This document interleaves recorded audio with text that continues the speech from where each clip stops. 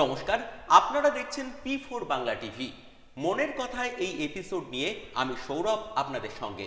আজ আমাদের মধ্যে উপস্থিত বসিরহাট দক্ষিণ বিধানসভা কেন্দ্রের তৃণমূল কংগ্রেস মনোনীত প্রার্থী ডক্টর সপ্তর্ষি ব্যানার্জি। মনের কথায় এপিসোডে আমরা তার বেশ কিছু মনের কথা আজ জানব।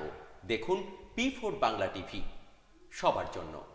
দাদা, বসিরহাটের স্কুলে পড়াশোনা, বসিরহাটে পড়াশোনা শেষ করে ডাক্তারিতে স্বপ্ন পূরণ, সঙ্গে সঙ্গে বসিরহাটের মানুষের জন্য ভাবনা, একটা আলাদা প্ল্যাটফর্ম, সেখান থেকে ভিন্ন প্ল্যাটফর্ম সম্পূর্ণ রাজনীতি।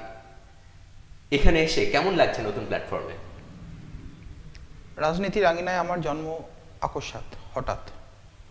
প্রথম কিছুটা সময়, কয়েকটা দিন অভিভূত হয়ে গেছিলাম। সঠিকভাবে ভাষায় সেটা বর্ণনা করতে পারবো না। তবে মানুষের সাথে গত 10-12 দিন বিগত যত মিশেছি, মানুষের ভালোবাসা আমাকে আরো বেশি অভিভূত করেছে। ছোট্ট ডাক্তারি আঙিনা মানুষের একটা রোগ সারাতে পারে, কিন্তু রাজনীতির বৃহত্তর আঙিনা আরো অনেক বড় কিছু করার ক্ষেত্রে মানুষের পাশে থাকার জায়গা। সেটাই থেকে মানুষের ভালোবাসা আরো বেশি করে পেয়ে শহর গ্রাম প্রত্যেকটা মানুষ আমি নতুন মুখ হওয়া সত্ত্বেও যখন ছোট ভাই হিসেবে ছেলের মতো আপন করে নিয়েছে, নিজে বারবার অভিভূত হয়েছি এবং নিজেকে ধন্য মনে হয়েছে। দাদা, তৃণমূল কংগ্রেসের প্রার্থী তালিকা যখন প্রকাশিত হয়েছে হঠাৎ করে নাম, তখন অনুভূতিটা কেমন ছিল আর কি মনে হয়েছিল প্রথমেই নামটা দেখে? সত্যি কথা, নামটা আমি দেখিনি। যখন নামটা ঘোষণা হয় তখন আমি কলকাতাতে একটা চ্যারিটেবল হসপিটাল লায়ন্স ক্লাবে অপারেশন করছিলাম। পরপর ফোনে অসংখ্য ফোন আসতে থাকে। অপারেশন চলাকালীন কোনো ডাক্তার ফোন রিসিভ করতে পারে না, তো ফোন রিসিভ করেছিল আমার যে অ্যাসিস্ট্যান্ট। ফোন এসে জানতে পারে যে প্রার্থী তালিকায় আমার নাম এসেছে।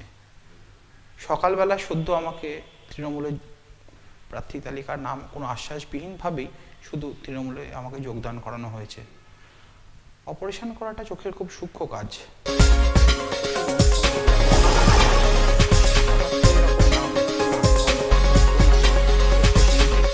একের পর এক ফোন আসছে, অভিভূত, কিছুটা স্তব্ধ হয়ে গেছিলাম। হয়তো ভাষা সেটাকে প্রকাশ করতে পারবে না। প্রার্থী তালিকায় নাম এসেছে কিনা দেখার জন্য অধীর আগ্রহে আমি বসেই ছিলাম না, আমি ছিলাম অপারেশন কর্মরত। সুতরাং যেটা খবর পেয়েছি সেটা আমার অ্যাসিস্ট্যান্ট জানিয়েছে এবং সে ফোনে শুনে আমাকে জানিয়েছে।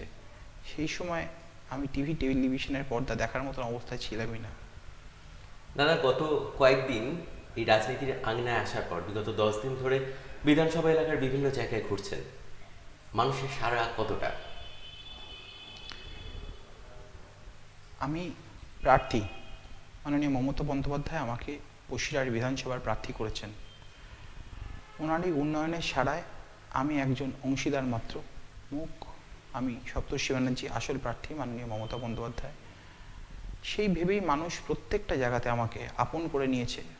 প্রথমে নতুন মুখ, সবারই একটা নতুন একটা জামা পরলে যেরকম নতুন জুতো পরলে অন্যরকম লাগে, তখন নতুন নতুন ভাব লাগে। তারপর কোন দিন জুতোটা আস্তে আস্তে নিজের আপন হয়ে যায় কেউ বুঝতে পারে না। 10 দিন আগে আমি একটা নতুন জুতো ছিলাম, নতুন মুখ ছিলাম। আস্তে আস্তে সবাই আমাকে ভালোবেসে তাদের আপন, কেউ ভাই, কেউ ঘরের ছেলে করে নিয়েছে। সেই সারাটা একটা অভূতপূর্ব, যেটা ঠিক সঠিকভাবে আমাদের ডাক্তারির ভাষায় বর্ণনা করতে পারবো না। কাব্যের ভাষায় বা কবির ভাষায় বলতে পারে দূর হতে কাছে টেনে নিলে। দাদা, আপনার বিধানসভা কেন্দ্রে কি ফল হতে পারে? আপনি কি জয়যুক্ত হবেন? কি মনে হচ্ছে এই কদিনের অভিজ্ঞতায়? প্রথমেই বলেছি আমি প্রার্থী। মমতা ব্যানার্জি আমাকে পাঠিয়েছেন, মাননীয় মমতা ব্যানার্জি, বাংলার মাতৃসম। তিনি তার মমতাময়ী হাত দিয়ে আমাকে পাঠিয়েছেন মানুষের সেবা করার জন্য। মানুষ তার পাশে ছিল, মানুষ তার পাশে আছে, মানুষ তার পাশে থাকবে। আমি রাজনীতির আঙিনায় ছোট্ট একটা ছাত্র, একটা শব্দ ছাত্র জীবনে বারবার শুনতাম, ছাত্রায়নাং অধ্যয়নাং তপ। আমি শিখছি, আমি চেষ্টা করছি। মানুষের আশীর্বাদ সেটাই আমার পাথেয়। পরীক্ষার আগে ফল নিয়ে আশা করতে নেই, কর্মণ্যে ব্যাধিকার আসতে মা ফলেষু কদাচন। সুতরাং পড়াশুনো করছি, খাটছি পজিটিভ ফলের আশায়, কিন্তু মুখে সেটা বলতে চাই না। পরীক্ষায় আপনি সবসময় প্রথম হয়েছেন, এক্ষেত্রেও তাহলে আপনি কি আশা করছেন যে প্রথমই হবেন? গীতা শ্লোকে যখন অর্জুন যুদ্ধক্ষেত্রে উল্টো দিকে সৈনিকদের মধ্যে নিজের আত্মীয় স্বজনের মুখ দেখছে, তখন শ্রীকৃষ্ণকে জিজ্ঞেস করেছিল আমি তুচ্ছ চালাবো কি করে। তখনও শ্রীকৃষ্ণ এই কথাটা আবার বলেছিলেন, যেটা আমি আগে রিপিট করলাম, কর্মণ্যে ব্যাধি কারাস্তে মা ফলেষু কদাচন। কাজ করো, মন দিয়ে করো। পরীক্ষার সময় মন দিয়ে পড়েছি, মন দিয়ে খেটেছি, 16 ঘন্টা 18 ঘন্টা পরিশ্রম করেছি, এবারও করব। মানুষ নিশ্চয়ই আশীর্বাদ করবে। মাননীয় মমতা বন্দ্যোপাধ্যায় যে কীর্তি, যে কার্যকলাপ করে রেখেছেন বাংলার বুকে, সেটা মানুষ জানে। আমি মুখ মাত্র, মানুষ সেটা নিশ্চয়ই বুঝবে এবং আশীর্বাদ করবে। তাহলে এই ভোটে কি মনে হচ্ছে মূল প্রতিপক্ষ কারা হতে পারে? ছাত্র হিসেবে যখন পরীক্ষা দিয়েছি, কখনো প্রতিপক্ষের নাম জানিনি। প্রতিপক্ষ নাম জেনে কোনো ছাত্র পরীক্ষা দেয় না। পরীক্ষা যখন দিয়েছিলাম মাধ্যমিকে, 7 লক্ষ লোক পরীক্ষা দিয়েছিল, একটা প্রতিপক্ষের নামও মনে রাখিনি। সুতরাং পরীক্ষার সময় নিজেকে পরিশ্রম করতে হয়, নিজের উজাড় করতে হয়, সেটাই করব। প্রতিপক্ষের নাম আমি জানতে চাই না। উন্নয়নটাই লক্ষ্য, প্রতিপক্ষটা কেউ নয়। ভাবনাটা পজিটিভ, ভাবনা মানুষকে এগিয়ে নিয়ে যাওয়ার, ভাবনা বাংলাকে এগিয়ে নিয়ে যাওয়ার, ভাবনা বসিরহাট টাকিকে এগিয়ে নিয়ে যাওয়ার। আপনি যদি বিধানসভা ভোটে জয়যুক্ত হন, বসিরহাট বিধানসভা কেন্দ্র, আপনার যে বসিরহাট দক্ষিণ বিধানসভা কেন্দ্র, কি কি পরিকল্পনা আছে বসিরহাটের জন্য?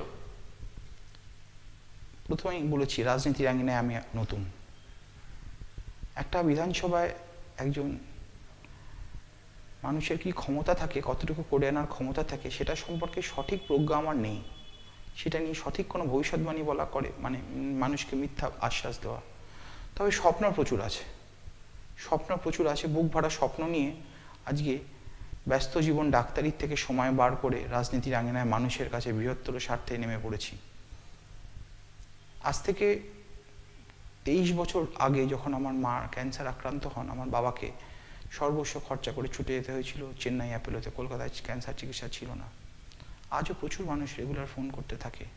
ডাক্তার তো মানুষের সমস্যাটাই আমরা শুনি। সুখে থাকলে, ভালো থাকলে মানুষ আমাদের কাছে ছুটে কেউ আসে না, ফোনও করে না। মানুষ যখন কষ্টে থাকে, মানুষ যখন নিপীড়িত থাকে, তখন আমাদেরকে ফোন করে। মানুষের সেই কষ্ট, যখন বসিরহাটে চিকিৎসা হচ্ছে না, ছুটে যাচ্ছি চেন্নাই, ছুটে যাচ্ছি দিল্লি, ছুটে যাচ্ছি হায়দ্রাবাদ, ছুটে যাচ্ছি ব্যাঙ্গালোর, খুব কষ্ট দেয়। অনেকের সামর্থ্য আছে, তারা পারেন। অধিকাংশ মানুষের সামর্থ্য নেই। একটা হার্টের চিকিৎসা, একটা ক্যান্সারের চিকিৎসার জন্য মানুষকে অনেক দৌড়দৌড়ি করতে হয়। বসিরহাটে এত বড় একটা সুপার স্পেশালিটি হসপিটাল রয়েছে, সাধারণ মানুষগুলো যদি সেখানেই পরিষেবাটা পান, তারা বড্ড সুবিধা পাবেন, তাদের এই কষ্টটা বড্ড মুছবে। আমার চিকিৎসক হিসেবে মানুষের এই কষ্টটা দূর করাটা প্রথম স্বপ্ন। চিকিৎসক হিসেবে স্বপ্ন দেখি, মানুষ হিসেবে স্বপ্ন দেখি। জানি না নিজের কতটা সামর্থ্য, কিন্তু স্বপ্ন দেখার সামর্থ্য, এবং সেই স্বপ্নের জন্য আবার বললাম, ছাত্রায়নাং অধ্যয়নাং তপ, আবার চেষ্টা করব সেই স্বপ্ন কতটা পূরণ করতে পারি তার জন্য। দাদা, প্রতিদিন পেশেন্ট ডিলিং, অপারেশন থিয়েটার, বিভিন্ন এলাকার গরিব ঘরের মানুষরা আপনার কাছে আসতো। এখন আপনি তাদের দাঁড়ে দাঁড়ে পৌঁছচ্ছেন, তারা নিশ্চয়ই আপনার কাছে কিছু অভাব অভিযোগ তুলে ধরছে। তা বসিরহাটের এই যে এলাকা, এখানে কি অভাব অভিযোগ আপনার চোখে পড়ছে? বসিরহাটে আমার গত 40 বছর আমার বয়স, ছোটবেলা থেকেই ছাত্র জীবন বসিরহাটে কেটেছে। কিছুটা সময় মাঝখানে পড়াশোনার জন্য কলকাতা এবং বাইরে কাটলেও তারপরে গত 6 বছর ধরে বসিরহাট সাধারণ মানুষেরই পাশে আছি। গত 34 বছর বামপন্থী জামানায় অনেক উন্নয়ন হয়নি, কিন্তু গত 10 বছরে প্রচুর উন্নয়ন হয়েছে, প্রচুর উন্নয়ন মানুষের ঘরে ঘরে পৌঁছেছে। কিন্তু উন্নয়ন একটা ধারাবাহিক পদ্ধতি মাত্র, এটার কোনো সীমা পরিসীমা নেই যে 10 বছরে সমস্ত উন্নয়ন সম্পূর্ণ হয়ে যাবে, তা নয়। উন্নয়ন একটা ধারাবাহিকতা থাকে, সেটা এগিয়ে চলা, চড়ুইবেতি, থেমে যাওয়ার কোনো রাস্তা নেই। মানুষের সমস্যা আছে, সেটা সমস্যা দূর করার জন্যই আমরা আছি। চিকিৎসক হিসেবে আমরা একটা রোগ একদিন ঠিক করে দিই, কিন্তু আবার ফিরে আসে সেই রোগটা অনেক ক্ষেত্রে। আমরা তাকে বলি ক্রনিক ডিজিজ। অ্যাকিউট ডিজিজকে একবারে ঠিক করতে পারি, তো ক্রনিক ডিজিজগুলো ঠিক করার জন্য বারবার চেষ্টা করতে হয়। তো মানুষের সমস্যাটাও বারবার নতুনভাবে আসে, কখনো করোনা হয়ে, কখনো আয়লা হয়ে, কখনো আমফান হয়ে। মানুষের সমস্যা থাকবে, আর সমস্যা পূরণ করার গুরু দায়িত্বটাই আমাদের চিকিৎসকদের, এবং সর্বত্র সমস্ত মানুষ যারা রাজনীতি এবং সমাজসেবায় যুক্ত আছে, সেই অভাব অভিযোগ যখনই শুনি তখন এটা আমি প্রথম আগে অন্তর থেকে বোঝার চেষ্টা করি। সামর্থ্য ক্ষমতা তো জানি না, মিথ্যা প্রতিশ্রুতির আশ্বাস, সুন্দর সুন্দর মিথ্যা ঝুলি আমার মুখে আসে না। মানুষকে এটা বলি যে পাশে থাকবো, বুঝবো, নিশ্চয়ই চেষ্টা করব যতটা সামর্থ্য আছে সেই ভাষাটা পৌঁছে দেওয়ার মাননীয়ার কাছে। দাদা, রাজনীতির আঙিনায় নতুন, কিন্তু একজন সচেতন নাগরিক হিসেবে আপনি কি মনে করেন এবার বিধানসভা নির্বাচনে তৃণমূল কি জয়যুক্ত হবে, আর মুখ্যমন্ত্রী মমতা বন্দ্যোপাধ্যায় কি তৃতীয়বারের জন্য নবান্নে যাবেন? আমি আশাবাদী মানুষ, জীবনে কখনোই নেগেটিভ ভাবিনি। নেগেটিভ ভাবলে জীবনটাই নেগেটিভ। একটা মানুষ যখন জন্মায় তখন প্রত্যেকটা মানুষ জানে তার মৃত্যু হবে, মৃত্যু অনিবার্য। একটা দিন আমরা বাঁচি মানে একটা দিন করে মৃত্যুর দিকে এগিয়ে যাই, কিন্তু এটা ভেবে বাঁচলে তো জীবন চলতে পারে না। তো সুতরাং এই নেগেটিভ ভাবনার আমার মনে কোথাও জায়গাই রাখে না। মানুষ মমতা বন্দ্যোপাধ্যায়কে তৃতীয়বার সরকারে আনবেন মানুষের নিজের ভালোর জন্য, এই পজিটিভ ভাবনাটা আমি আমার মনের মধ্যে রাখি। মানুষ বোঝে মানুষের কিসে ভালো কিসে মন্দ, মানুষ একেবারেই বোকা নয়, তারা সেটা বুঝে নিশ্চয়ই তাদের সঠিক রায় দেবেন। এবং আমি প্রচণ্ডভাবে আশাবাদী যে তৃতীয়বার আমাদের নেত্রীকে আবার আমরা বাংলার আসনে আসীন দেখব। দাদা, বসিরহাটে আপনি এখন তৃণমূল কংগ্রেসের পদপ্রার্থী। এর আগে যিনি বিধায়ক ছিলেন তিনি হঠাৎ করে দল ত্যাগ করেছেন। যদি তিনি অন্য দল থেকে আপনার প্রতিপক্ষ হন, সেক্ষেত্রে কি লড়াইটা কঠিন হবে? উত্তরটা আমি আগেই দিয়েছি। পরীক্ষার ময়দানে যখন পরীক্ষা দিয়েছিলাম জয়েন্ট এন্ট্রান্সে, তখন 2 লক্ষ লোক পরীক্ষা দিয়েছিল। যখন পোস্ট গ্রাজুয়েশন এডুকেশন পরীক্ষা দিয়েছিলাম অল ইন্ডিয়াতে, তখন 20,000 লোক পরীক্ষা দিয়েছিল। একটা পরীক্ষার্থীর নামও জানতে চাইনি। নিজের প্রচেষ্টা করেছি। ভাবনাটা পুরোটাই পজিটিভ, নাম নয়, উল্টো দিকের পক্ষ নয়, লড়াইটা মানুষের ভালোর জন্য। সুতরাং মানুষের ভালোর জন্য যখন লড়ছি, মানুষের পাশে থাকার জন্য লড়ছি, প্রতিপক্ষ হিসেবে কাউকে ভেবে তো লাভ নেই। উন্নয়নের লড়াই, এগিয়ে নিয়ে যাওয়ার লড়াই। কেমিস্ট্রির ইকুয়েশনগুলো যেমন সুন্দরভাবে সলভ করতেন, তেমন রাজনীতির যে সমীকরণ বিভিন্ন, সেখানে পুরানো রাজনৈতিক কর্মী, নতুন রাজনৈতিক কর্মী, সকলকে নিয়ে আপনার যে পজিটিভ মোটিভেশন, সেইটা নিয়ে কি একসঙ্গে এগিয়ে যেতে পারবেন? কি স্বপ্ন দেখছেন? গত পরশুদিন টাকির থেকে একটা ছোট্ট ভাই একটা ফোন করেছিল আমাকে, খুব মজার ফোন। রাত্রি 11:30-12টা নাগাদ তার সাথে প্রথমবার ফোনে কথা বলছি। আমার হোয়াটসঅ্যাপ নাম্বারে সে কল করে। সে আমাকে একটা সুন্দর কথা বলে যে আমি 98 সালে তৃণমূল। আমি একটা কথাই তাকে বলেছিলাম যে তুমি তৃণমূল তো, তাহলেই হবে। আমি তো মাত্র সদ্যজাত 6 ঘন্টা তৃণমূল হয়ে যদি প্রার্থী হতে পারি, যদি তোমরা আমাকে সাদরে গ্রহণ করতে পারো, তাহলে তুমি 98 সালের তৃণমূল নাকি তুমি 2006 সালের তৃণমূল, এটার কোনো গুরুত্বই রাখে না। তুমি তৃণমূল, তুমি আমার পাশে আছো, তুমি আমার ভাই। তুমি বসিরহাটবাসী, তুমি আমার পাশে আছো, তুমি আমার ভাই। তুমি টাকিবাসী, তুমি আমার পাশে আছো, তুমি আমার ভাই। তুমি আমার পঞ্চায়েতের বাসী, তুমি আমার পাশে আছো, আমার ভাই। আমি সবাইকে নিয়ে এগোতে চাই, কেউ উন্নয়ন থেকে আলাদা হয় না। জল যখন বাড়ির সামনে কল দিয়ে যায়, তখন তৃণমূলের বাড়ির সামনে দিয়ে যায়, আর যে পছন্দ করে না তার বাড়ির সামনে দিয়ে যায় না, এটা কখনোই হয় না। উন্নয়ন হলে সবার হবে, সর্বাঙ্গীন হবে, প্রত্যেকটা লোকের হবে, একটা আলাদা করে কারোর হবে এরকম নয়। কোনো দল কোনো গোষ্ঠী নেই। উন্নয়ন পুরো মানুষের উন্নয়ন। উন্নয়ন মানে সার্বিক উন্নয়ন। উন্নয়ন মানে আমাদের বসিরহাটের উন্নয়ন, উন্নয়ন মানে আমাদের টাকির উন্নয়ন। সুতরাং সেটাই মূল মন্ত্র। কোনো নেগেটিভ ভাবনা ভাবার জায়গা নেই। সবাই এক, আমরা সবাই আসলে উন্নয়নই চাই। দাদা, আমরা একদম শেষ পর্বে। আপনি যে বিধানসভা কেন্দ্রের প্রার্থী, সেখানকার মানুষের জন্য যদি কিছু বলেন। নতুন করে মানুষকে আমার বলার কিছু নেই।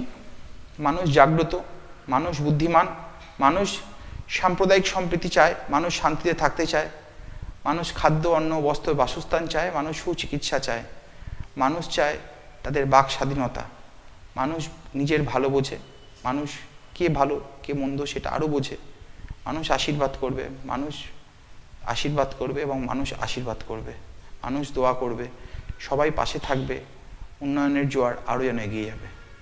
ধন্যবাদ দাদা।